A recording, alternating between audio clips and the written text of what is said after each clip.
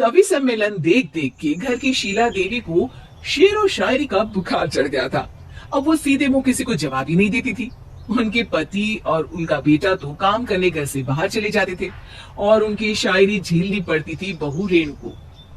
अब सास बोलती नहीं, अर्ज करती थी, संदूक पे रखी संदूक, संदूक में रखे झुमके, बहू झुमके निकाल के दे मेरे, कहाँ लगा रही है ठुमके।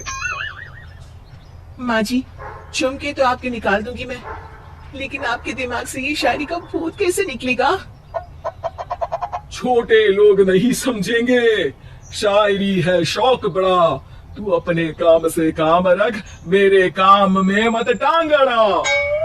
शौक अलग बात है, लेकिन हर चीज में अपना शौक डाल देने से जग आसाई हो सकती है सासू माँ।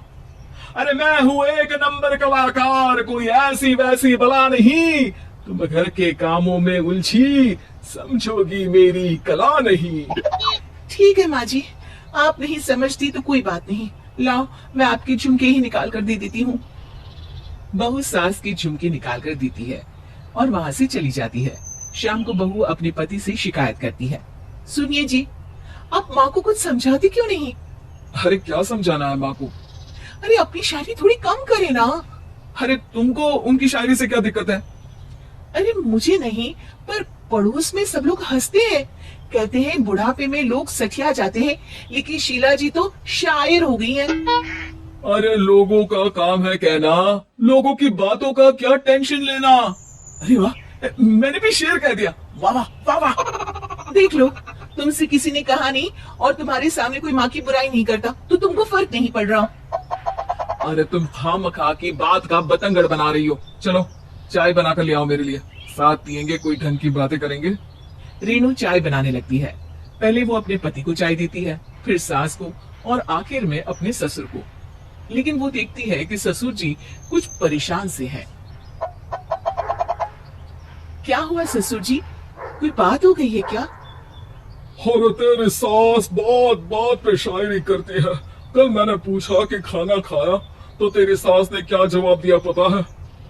अरे गलती की और आरोपी ने कोड़े खा लिए फटाफट, खाना तो नहीं पर पकोड़े खा लिए झटाझट। अब बता क्या जवाब दूं इस बात का?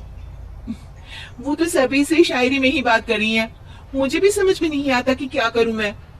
बेटा उसको उसी की भाषा में जवाब देना पड़ेगा।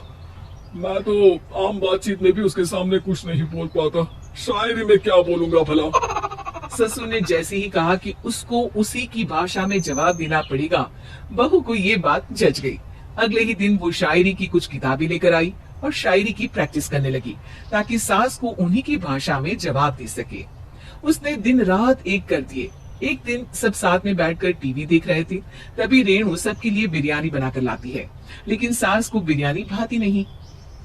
कौवा करता काऊ काऊ, चिड़िया बोलती ची ची, इतना खराब बिरयानी बनाई है कि मुंह से निकले छी छी। बस इसी मौके का तो बहू को इंतजार था, क्योंकि अब बहू सास को उसी की भाषा में जवाब देने के लिए तैयार थी।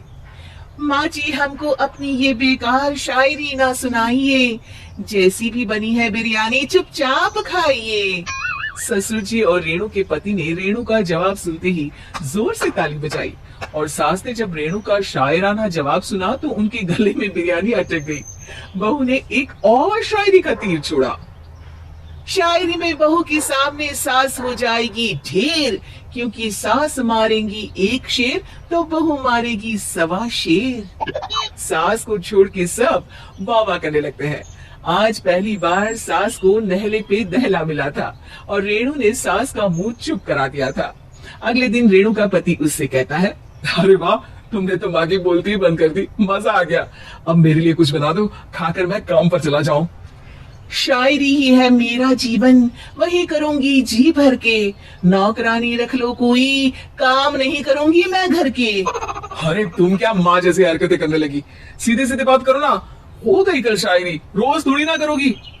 शीशी भरी गुलाब की पत्थर पे फोड़ दो, जो मुझे शायरी से रोके उसके कान मरोड़ दो। पति घबराकर वहां से चला जाता है और बाहर उसके पिताजी के पास जाकर बैठ जाता है। दोनों अपनी बीवियों की शायरी से परेशान है।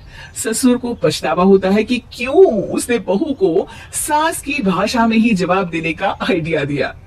अब तो घर में दो शायर हैं। दोनों एक साथ दुखी स्वर में कहते हैं, हम दोनों की ही बीवियां जब से शायर हो गई है, क्या बताएं, जिंदगी एक फटा हुआ टायर हो गई है।